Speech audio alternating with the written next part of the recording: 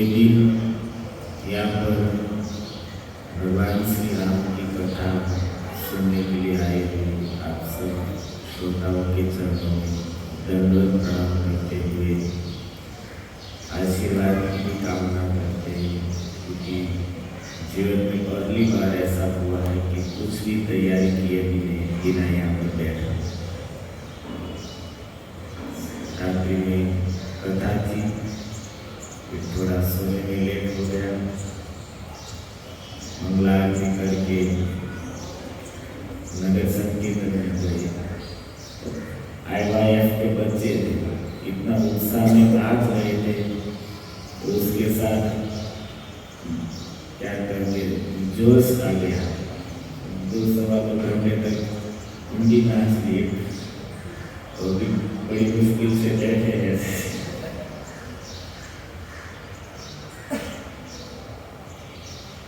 इमाम जी महाराज कृपा करें, ऐसी बुद्धि दे कि हम आप सब को पूछ राम जी का चरित्र सुना सके। भगवान गीता में कहते हैं, जन्म कर्म च मे दिव्यम एवं योगेति तत्वतः त्यक्त्वा देहं पुनर्जन्मनेति मामेति सुरतु। अर्जुन, मेरा जन्म और कर्म दिव्य है। दिव्य का अर्थ क्या करेंगे? अलौकिक। लोक में, संसार में लोगों का जैसा जन्म है ऐसा मेरा जन्म नहीं है, और संसार के लोग जैसे कर्म कर रहे हैं वैसा मेरा कर्म नहीं है। संसार में लोग कर्म बंधन में फंसकर, प्रकृति के गुणों के अधीन होकर, परतंत्र होकर, शरीर में बंधकर, स्वभाव से बंधकर कर्म कर रहे हैं। हम लोग स्वतंत्र नहीं हैं कर्म करने में। एक भी वस्तु में हमारा नहीं चलेगा। प्रकृति के अधीन होकर, स्वभाववश होकर, अनेक जन्मों की वासनाओं से प्रेरित होकर हम कर्म करने के लिए बाध्य हैं। कई बार ऐसा होता है कि न चाहने पर भी कई कार्य हमसे हो जाते हैं।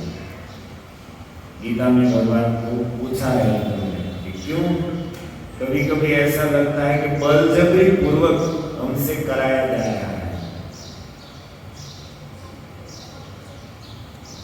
लेकिन भगवान ऐसे नहीं है। वो परम स्वतंत्र है। कहते कि इस जगत में कोई भी वस्तु ऐसी नहीं है जिसको प्राप्त करने के लिए मुझे कर्म करना पड़े। न मे कर्माणि लिम्पन्ति न मे कर्म फले स्पृहा। मुझे कर्म फल में स्पृहा, आसक्ति अर्थात कर्म फल की इच्छा नहीं है। लोक संग्रह एवं पश्यति कर्म कर्तुमिहार्हसि। मैं तो सिर्फ लोक संग्रह के लिए कर्म कर रहा हूँ, नहीं तो मुझे कुछ जरूरत नहीं है। ऐसा कुछ नहीं है कि जो मेरे पास नहीं है और उसे प्राप्त करने के लिए मैं कर्म करूँ। परंतु मैं अगर कर्म नहीं करता हूँ तो मेरी देखा देखी संसार के लोग भी नहीं करेंगे, तो हम कहेंगे कि भगवान ने भी नहीं किया था तो हम भी नहीं करेंगे, और फिर विनाश को प्राप्त होंगे।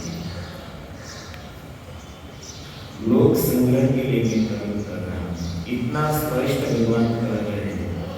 फिर भी संसार में ऐसे लोग हैं, अज्ञानी लोग,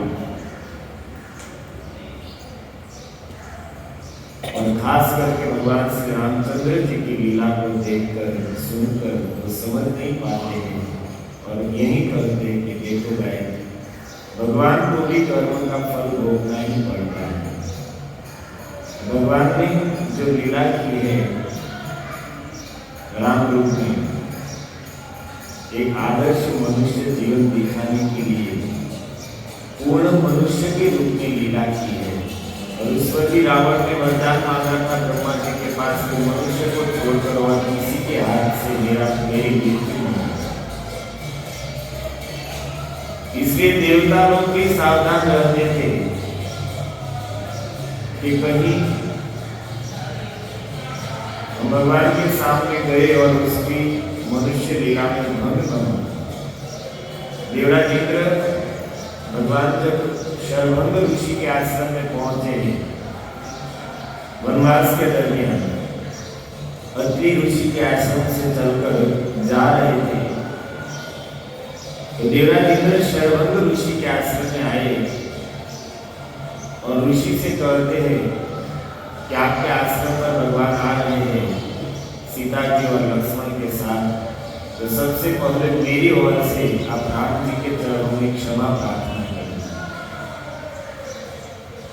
और फिर मेरी ओर से प्रणाम और स्तुति करना, क्योंकि प्रभु अभी मनुष्य स्वयं को मनुष्य रूप में दिखा रहे हैं और मैं देवता होकर मैं उसके सामने जाऊं, उसको प्रणाम करूं, उसकी स्तुति करूं, तो उसकी मनुष्य लीला में बाधा हो। इसलिए मेरी ओर से आप ही राम जी के पास जो अयोध्या में जो उसने कांड किया था मंत्रा वाला, उसने देवताओं का हाथ था, इसलिए इंद्र क्षमा प्रार्थना करने के लिए शरभंग ऋषि के पास आया। तो भगवान स्वयं को मनुष्य दिखा रहे हैं, एक आदर्श मनुष्य कैसा होना चाहिए, लेकिन अज्ञानी लोग भगवान के चरित्र को नहीं समझ पाते हैं और जो सत्संग से विमुख है वो तो अज्ञानी है ही, लेकिन सत्संग करने पर भी, बारंबार कथा सुनने पर भी, भजन कीर्तन गाने पर भी महामूर्ख बने हुए ही हैं। ये भी ऐसी चर्चा करते हैं कि देखो भाई भगवान को भी कर्म में नहीं छोड़ा, उसको भी वन में जाना पड़ा, उसको भी दुख भोगना पड़ा, जानकी नो नाथ पर जानी नशे पर काले सवारे क्यों।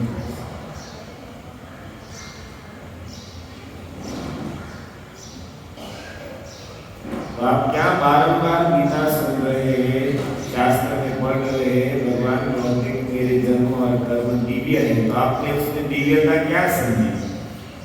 जैसे हम कर्म फल भोग रहे हैं ऐसे ही भगवान भी कर्म फल भोग रहे हैं, कर्म के अधीन है, तो फिर उसमें दिव्यता क्या रही?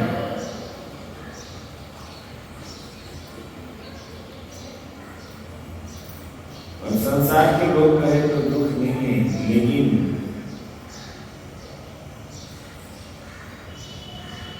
सत्संग करने पर भी, भजन करने वाले भी ऐसी बातें करते हैं तब दुख होता है, और इसका कारण है कथा सुनने में रुचि नहीं है।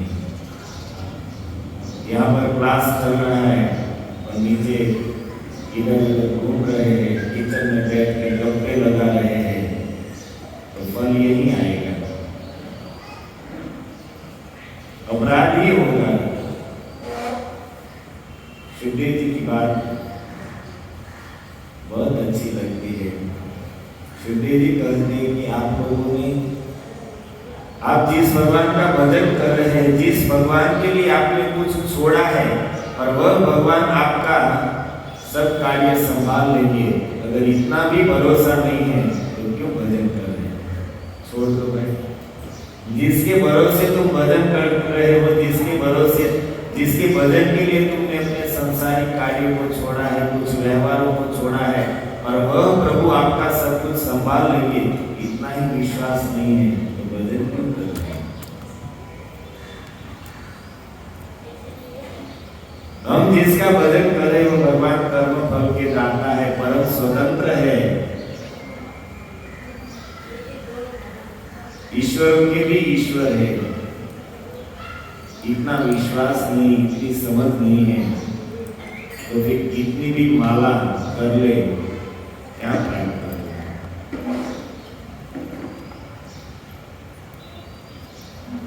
पहले भक्तों को यह विश्वास होना चाहिए कि भगवान से ऊपर इस जगत में किसी की सत्ता नहीं है। जो भी है देवता, ब्रह्मा जी, कीट से लेकर ब्रह्मा जी तक के सारे जीव भगवान के अधीन हैं। स्वयं धर्मराज भागवत में बताते हैं कि भगवान ने सबको कर्म की रस्सी से, कर्म के धागे से सबको बांध रखा है। कोई भी इस जगत में स्वतंत्र नहीं है और स्वयं इतने समर्थ है। अजहि करहि मसक समान, मसक करहि अजते मान। ब्रह्मा जी को मच्छर से भी तुच्छ बना दे और एक मच्छर को ब्रह्मा जी की पदवी पर बैठा दे, ऐसी जिसकी सामर्थ्य है।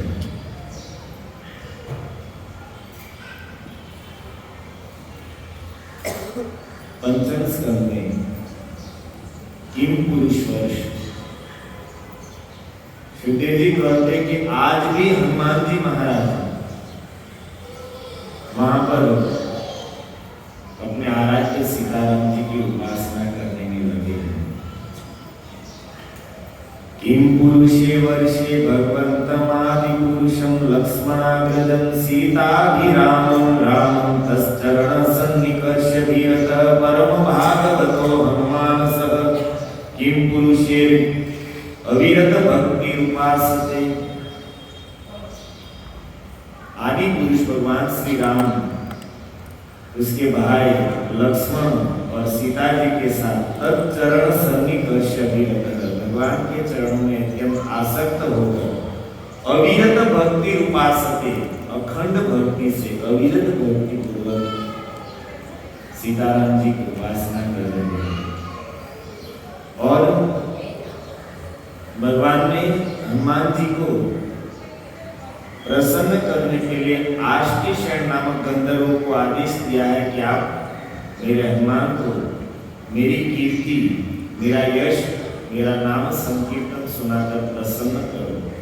तो कई आष्टीशयन नामक असंख्य गंधर्व है, वो निरंतर वहां पर कीर्तन सत्संग में लगे रहते हैं और उसी को सुनकर हनुमान जी महाराज भगवत लीला में अत्यंत मस्त रहते हैं और भाव में और प्रेम में डूब जाते हैं। तो क्या उसकी स्थिति होती है?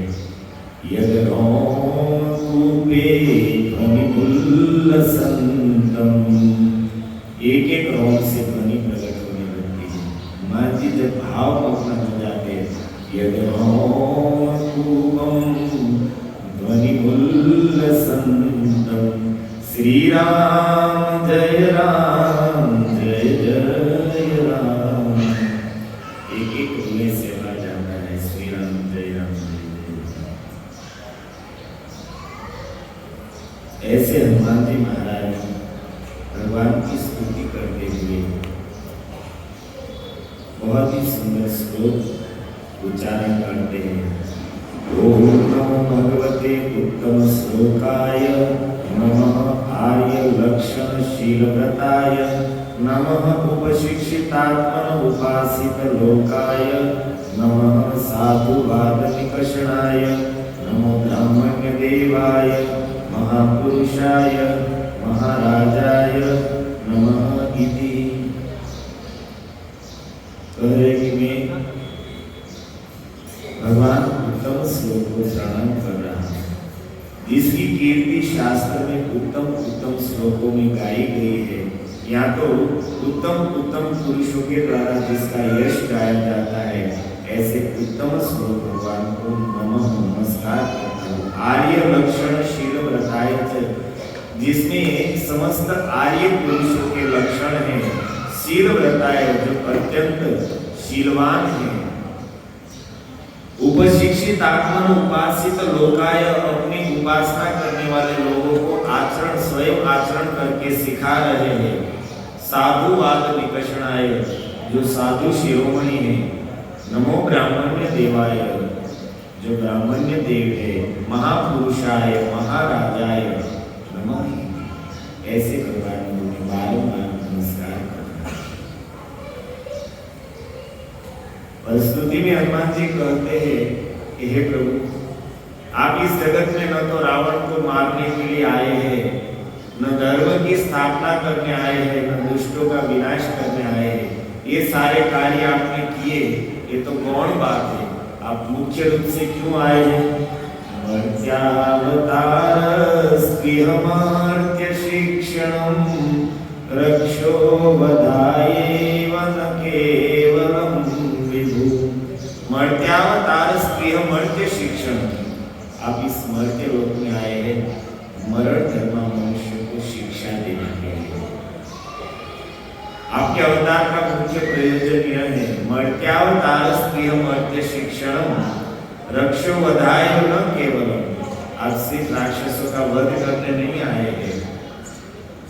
अगर ऐसा नहीं होता, आप मनुष्यों को शिक्षा देने के लिए नहीं आते होते, कुतो अन्यथा स्याद्रमतः स्वात्मनः सीता कृतानि व्यसनानि ईश्वरस्य, तो फिर आप ईश्वर होकर रमतः स्वात्मनः, अपने आत्मा में ही सुख प्राप्त करने वाले आत्माराम होने पर भी क्यों सीता के लिए इतना वियोग में इतना विलाप करते थे।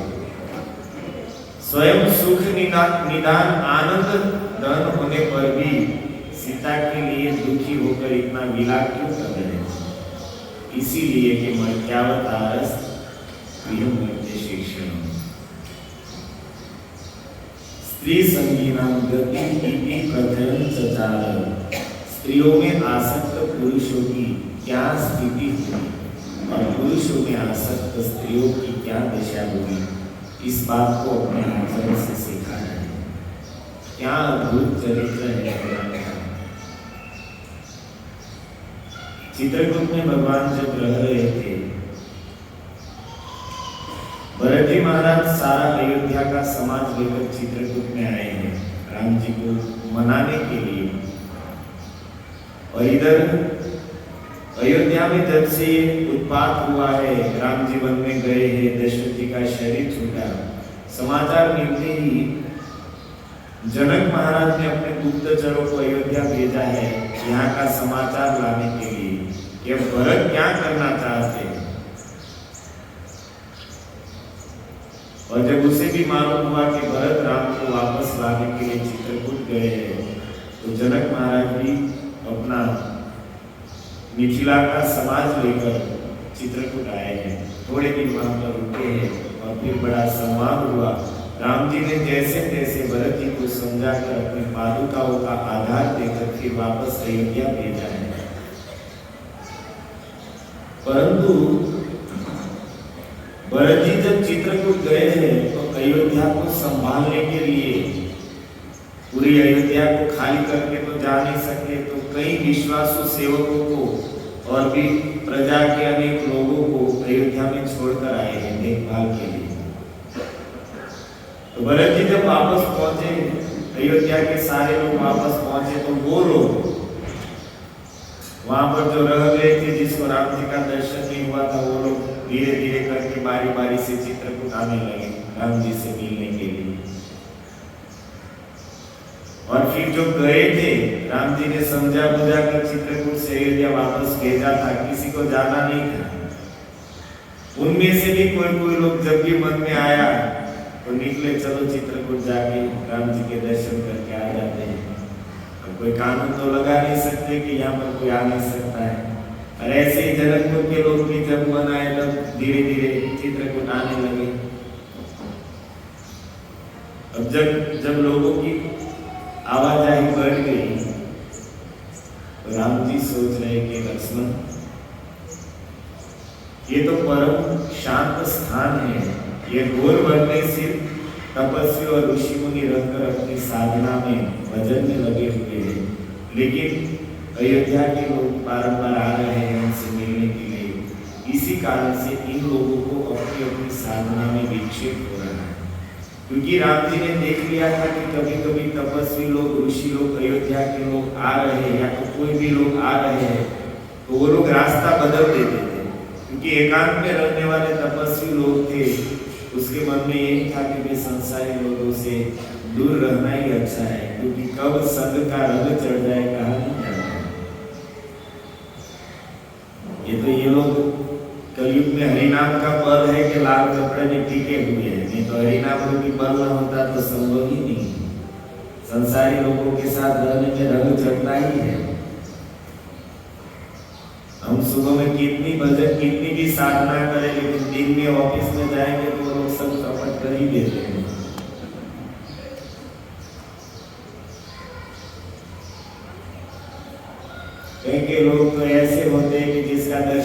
कि हमें लगता है कि अरे यार एक दिन का क्या, हमारा एक महीने का भजन समाप्त हो गया। ऐसे विषयी भोगी और नास्तिक होते हैं, बात बात में भगवान का विरोध कर रहे हैं, मंदिर का विरोध कर रहे हैं, कथा कीर्तन का विरोध कर रहे हैं, संतों को तो वो बेकार ही समझते हैं, निकम्मे। अब ऐसे लोगों के मुख देखने पर क्या होगा? महाप्रभु ने तो कहा है कि कपड़े सहित गंगा जी में स्नान कर लेना, उससे भी ये लोग ध्यान रहे।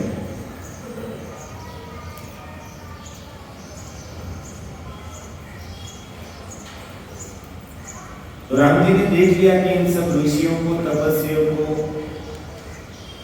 यहाँ पर कष्ट हो रहा है अपनी साधना में, तपस्या में। तो लक्ष्मण जी से कहते कि लक्ष्मण देखो, हमारे कारण किसी को दुख हो, किसी को कष्ट हो, ये अच्छा नहीं है। इसलिए हम यहाँ से चित्रकूट छोड़कर यहाँ से आगे चले जाए, ताकि अयोध्या के लोग हमारे पास पहुँच न सके या जनकपुरी के लोग वहाँ तक आ न सके। तो ऐसा विचार करके राम जी इस पावन चित्रकूट को छोड़कर वहाँ से फिर आगे यहाँ पे आए, नासिक गोदावरी तक।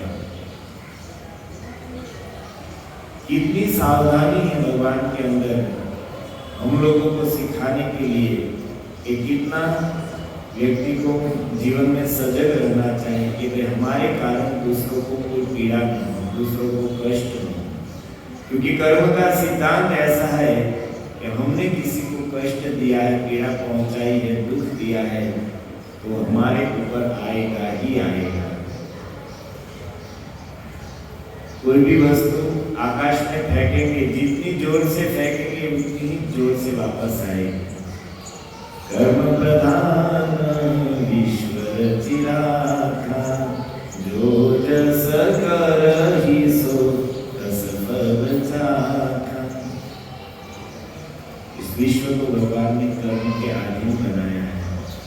हम जैसा करेंगे ऐसा फल हमें मिलेगा।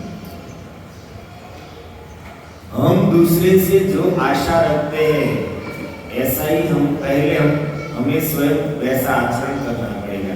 हम आशा रखते हैं कि प्रभु जी हमारा सम्मान करें, हमें आदर दे, तो हमें पहले उसका सम्मान करना पड़ेगा, उसका आदर करना पड़ेगा। दूसरों के पास जैसे हम अपेक्षा रखते हैं कि ये हमारे साथ ऐसा व्यवहार करे, ये हमारे साथ ऐसा आचरण करे, ये हमारे लिए ऐसा करे, तो स्वयं पहले करना पड़ेगा, तब फल वो मिलेगा। जैसी करनी वैसी करनी। इन सब बातों को भगवान अपने चरित्र से दिखा रहे हैं। और भी एक सुंदर प्रसंग के वनवास में थे, तो अत्रि मुनि के आश्रम में गए हैं। वहां से विदाई होते समय अत्रि जी से कहते कि प्रभु आप मुझे कोई ऐसा स्थान बताइए कि जहां पर जाकर मैं मेरे कारण किसी को विक्षेप न हो, किसी को विघ्न न हो, ऐसे स्थान पर जाकर रहूं।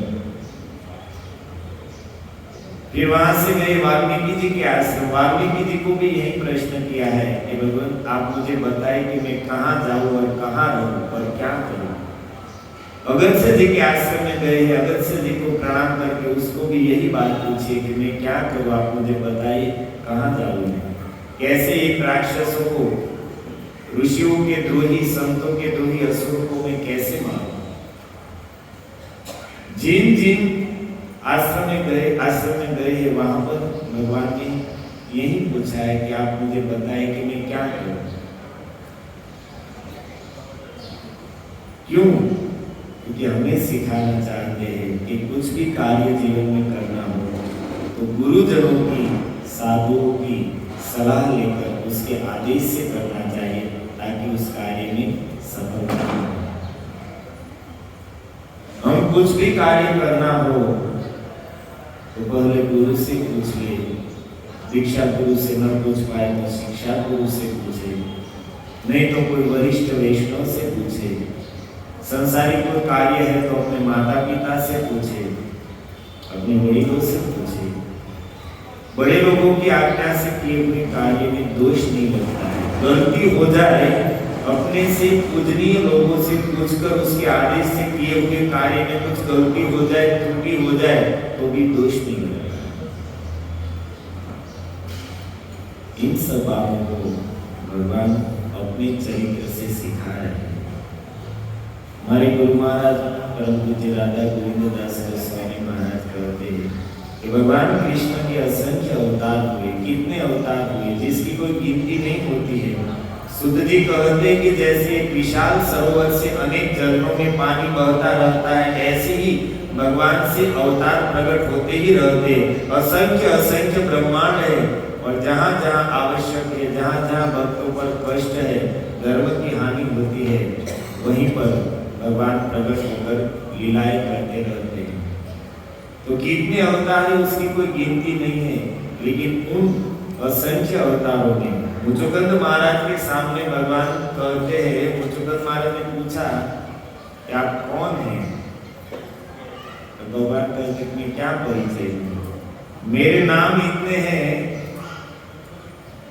कि बड़े बड़े ऋषि मुनि अनेक जन्म लेकर शायद पृथ्वी के रजकण को गिन ले, लेकिन मेरे अवतारों को, मेरे नामों की कोई गिनती नहीं हो सकती। औरों की क्या बात, मैं स्वयं चाहूं तो मैं भी गिनती नहीं कर सकता, इतने अवतार है।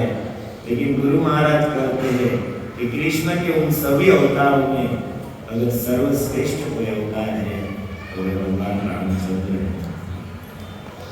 जिसने आज भी जनमानस पर अपना अधिकार किया हुआ है। सुखदेव जी पृथु महाराज का पावन चरित्र सुनाते हैं भागवत में,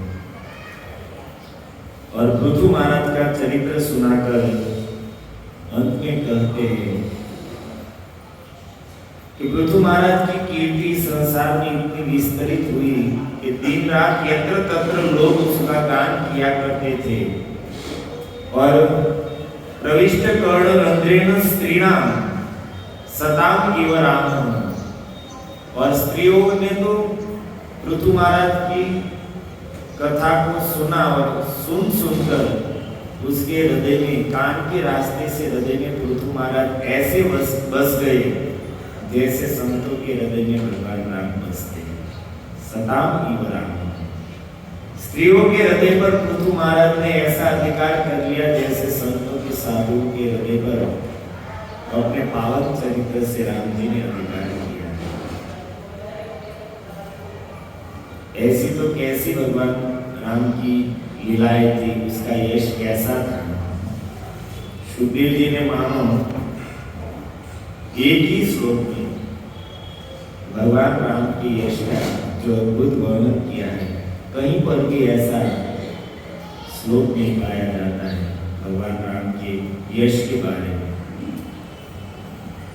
सुखदेव जी कहते हैं यस्यामल यश नृप सदसु यशोधूनापि गायन्त्य अगग्नं ऋषयो दिगिभेन्द्रपट्टं तं नाकपालवसुपालकिरीटजुष्टं पादाम्बुजं रघुपतिं शरणं प्रपद्ये।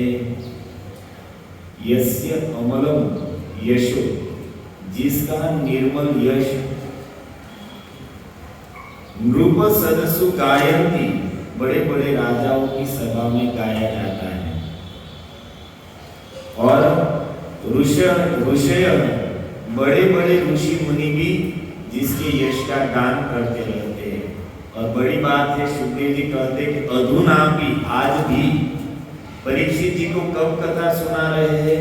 उस समय कथा सुना रहे हैं कि जब भगवान कृष्ण अपनी लीला को समाप्त करके अभी अपने धाम में गए ही है, बस थोड़े साल हुए हैं, और उस समय पूरी पृथ्वी पर चर्चा का विषय था भगवान कृष्ण का चरित्र।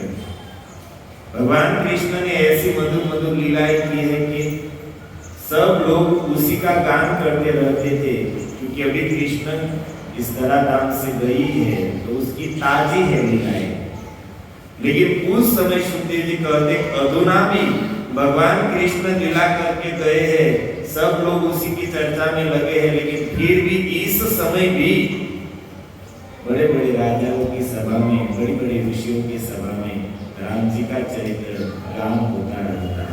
वो नहीं छूटा है। कृष्ण चरित्र तो चल रहा है, लेकिन राम जी की लीलाओं को और क्या कहे। उग्रसेन महाराज के दरबार में भी द्वारका की सभा में भी भगवान बैठकर कथा सुनते हैं। और नारद जी जब गए हैं कृष्ण का गृहस्थ आश्रम देखने के लिए, तो अलग अलग घरों में अलग अलग क्रियाओं में रथ कृष्ण को देखा। और उसने एक घर में क्या देखा, बैठकर पुराणों की कथा सुन रहे हैं। पुराणों की कथा अर्थात राम कथा ही सुन रहे हैं, अपनी ही कथा सुन रहे हैं।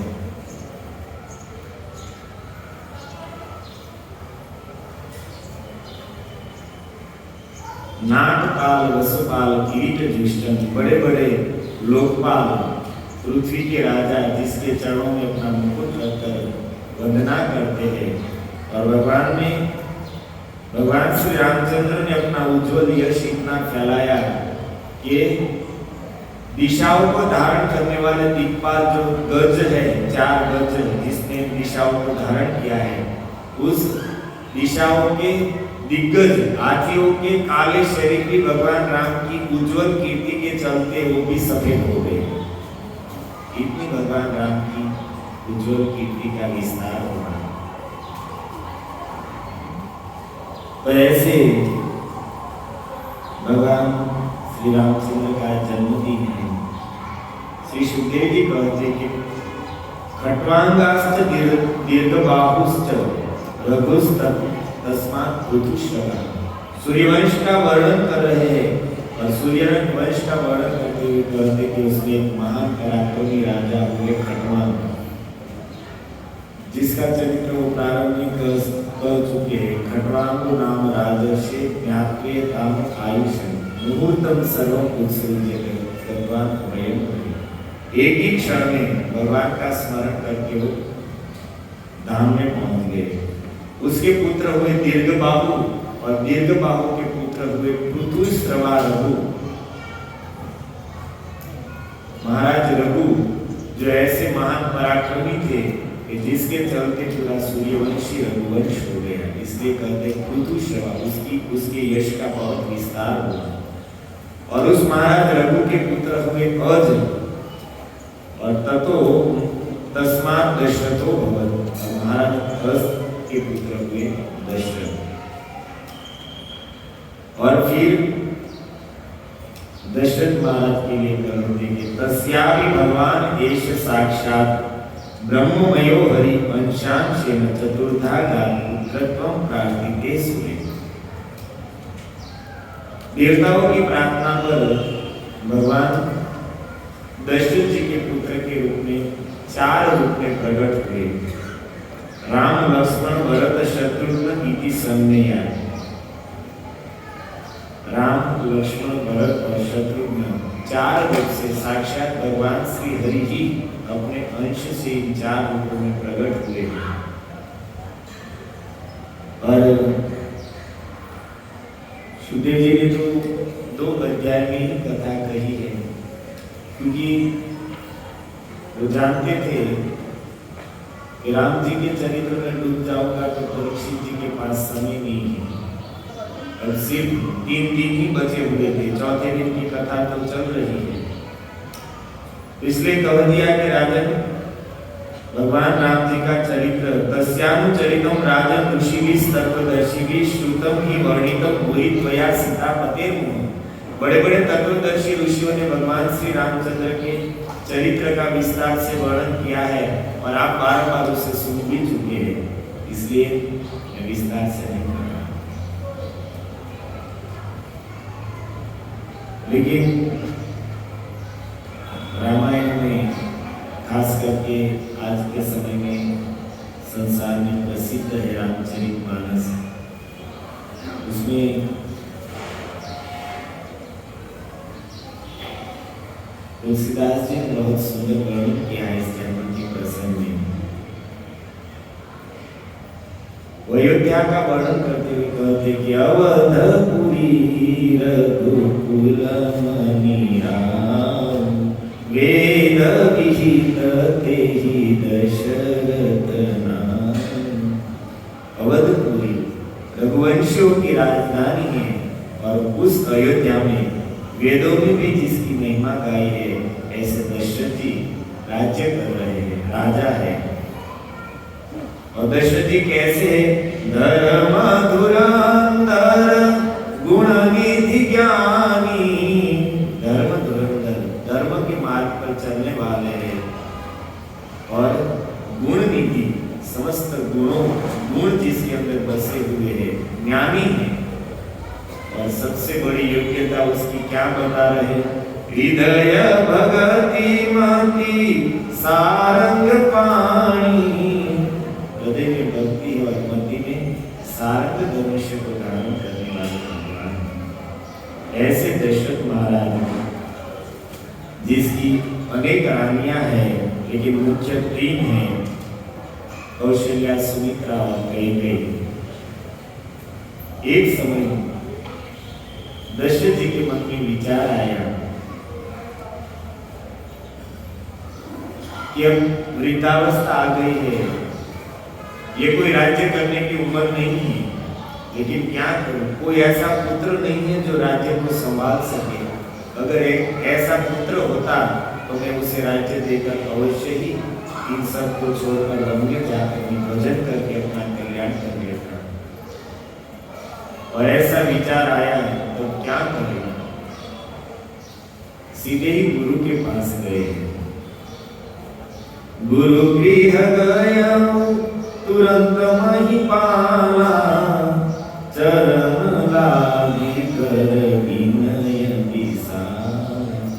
चरण पकड़कर गुरु के चरणों में अपना जो सुख था उसका भी वर्णन किया और दुख था उसका भी वर्णन किया। कहते कि गुरुदेव आपकी कृपा से कुछ भी कमी नहीं है, धर्म अर्थ काम सब कुछ का यथासंभव पालन हो रहा है, सुख समृद्धि प्रजा अनुकूल पत्नियां अनुकूल सब कुछ है। ये सब है गुरुदेव, आपके आशीर्वाद का फल है। एक थोड़ा सा दुख है, अगर आप कृपा करें तो और भी काम बन जाएगा। निज दुख सुख सब गुरु ही सुनाए, और सुनकर कह वशिष्ठ बहुविधि समझाए। जब दशरथ जी ने अपना दुख सुनाया कि गुरुदेव आपकी कृपा से अगर एक ऐसा पुत्र होता जो राज्य संभाल ले तो फिर मैं निश्चिंत होकर भजन कर पाऊं।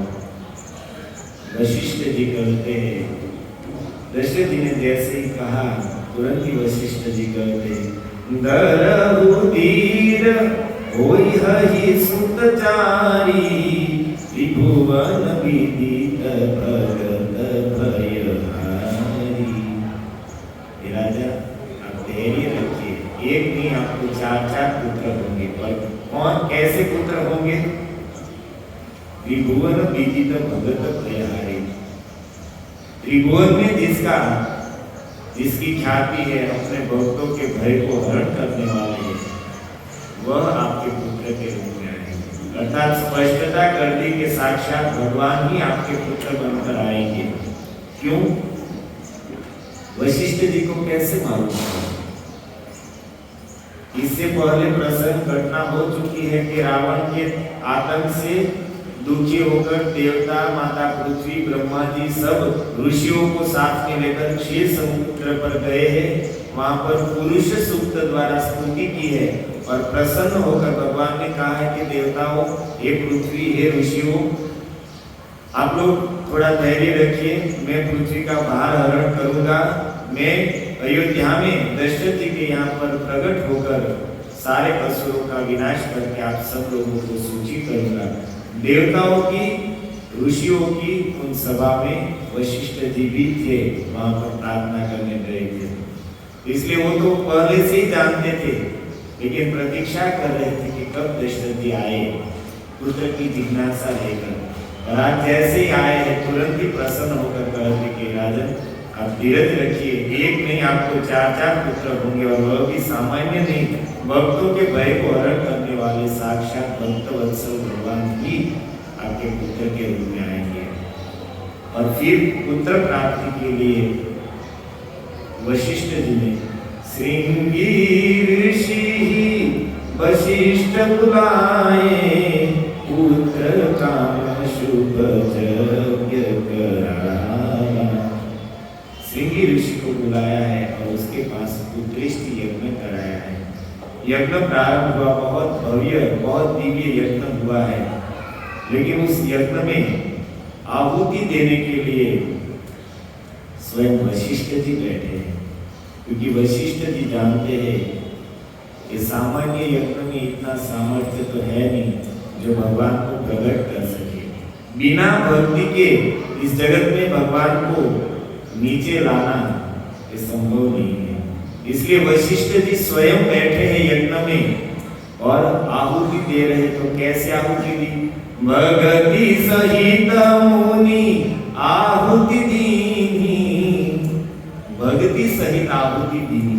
अपने हृदय की जो भक्ति थी उस भक्ति भाव पूर्वक आहुति दी है, और उसी से साक्षात यज्ञ से अग्निदेव या तो यज्ञ नारायण भगवान चरु लेकर प्रकट हुए हैं, और वशिष्ठ जी को चरु दिया है और कहा समझा कर कि भाई इसको रानी को यथा योग्य रूप से खिला दो। वशिष्ठ जी ने उस यज्ञ को दशरथ जी को दिया है। दशरथ जी ने आधा भाग कौशल्या माता को दिया। जो आधा बचा उसमें से 2 भाग किए, आधा कैकेयी को दिया है, और जो चौथा भाग बचा है उसमें से 2 भाग करके सुमित्रा जी को दिया है, एक कौशल्या के हाथ से और एक कैकेयी के हाथ से। और उस पायस को, उस चरु को खाते ही तीनों रानियां उसी दिन से गर्भवती हुई है। उसी दिन भगवान गर्भ में आ गए हैं। एहि विधि गर्भ सहित सब नारी, भई हृदय हर्षि सुख भारी। और जिस दिन से भगवान गर्भ में आए हैं तो संपूर्ण लोकों में दिन प्रतिदिन समृद्धि बढ़ रही है, सुख आनंद बढ़ रहा है। जा दिन ते हरि गर्भ ही आए, सकल लोक सुख संपत्ति छाए। इस प्रकार जब से भगवान गर्भ में आए माताओं के दिन प्रतिदिन सुख बढ़ रहा है, आनंद बढ़ रहा है, संपत्ति बढ़ रही है। सुख जुत कछुक काल चल गयऊं, और ऐसे सुख पूर्वक कुछ दिन चले गए, अर्थात 9 महीने चले गए हैं। और फिर जेहि प्रभु प्रकट सो अवसर भयऊं, भगवान के प्रकट होने का समय आया है।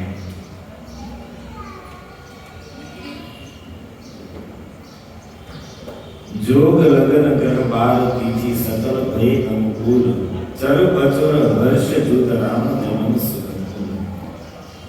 सब जगह पर प्रसन्नता छाई हुई है, प्रकृति पूर्ण आनंद में है।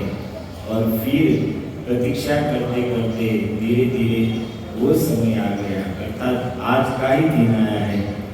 नौमी तिथि मधु मास पुनीता, नौमी तिथि है, मधुमास चैत्र मास है। शुक्ल पक्ष अभिजीत हरि प्रीता, शुक्ल पक्ष है और भगवान को प्रिय अभिजीत नक्षत्र है। मध्य दिवस अति शीतल घाम, पावन काल लोक विश्राम। सूर्यदेव मध्य में है, न गर्मी है न ठंडी है, मध्यम वातावरण है और लोगों का विश्राम करने का समय है। वैदिक परंपरा के अनुसार चल रहे उसके लिए जो सुबह में 2 बजे 3 बजे 4 बजे जगकर साधना में लग गए हैं, उन लोगों के लिए 12 बजे ही विश्राम का समय होता है, क्योंकि सुबह में जगे तो सवाल के थक जाएंगे। बाकी जो 8 बजे 9 बजे जगते वो क्या विश्राम करेंगे? 12 बजे मध्य दिवस जो विश्राम का समय है। सो अवसर बिरिंचि जब जाना, चले सकल सुर साची विमाना। प्रकृति को इतनी सुंदर देखकर ब्रह्मा जी समझ गए प्रभु के अवतार का वह समय आ गया है। तो सारे देवताओं को साथ में लेकर आए हैं। बरसे सुमन सुअंजलि साजी, गह गई गगन दुदुम्बी बाजी। देवता लोग आकाश में खड़े रहकर अयोध्या के दशरथ महाराज के महल के ऊपर पुष्पों की वृष्टि कर रही है, अपने वाजिंत्रों को बजा रहे हैं और अलग अलग प्रकार से सबने स्तुति की है। स्तुति करके सब लोग अपने अपने स्थान में गए हैं। सूर्य समूह विनती करी पहुंचे निज निज धाम, जगन निवास प्रभु पकड़े अखिल लोक विश्राम। और उसी समय मध्य दिन में माता कौशल्या के गर्भ से समस्त जगत का जो आश्रय है वह भगवान चतुर्भुज रूप में प्रकट हुए। बोले रामचंद्र भगवान की, श्री रामचंद्र भगवान की, श्री राम जन्म महोत्सव की। और फिर कौशल्या माता ने सुंदर स्तुति की है। भई प्रगट कृपाला दीन दयाला, कौशल्या हितकारी।